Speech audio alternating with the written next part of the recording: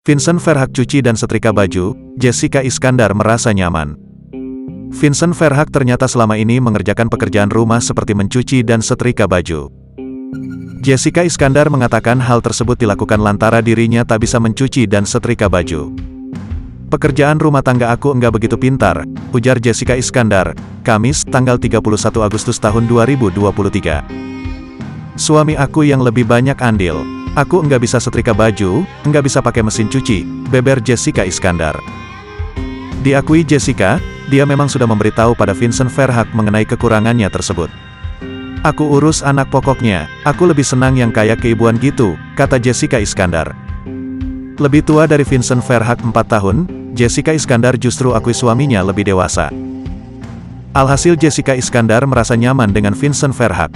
Kenyamanan Jessica Iskandar itu karena Vincent Verhaeghe sebagai pria yang sangat mencintai keluarganya.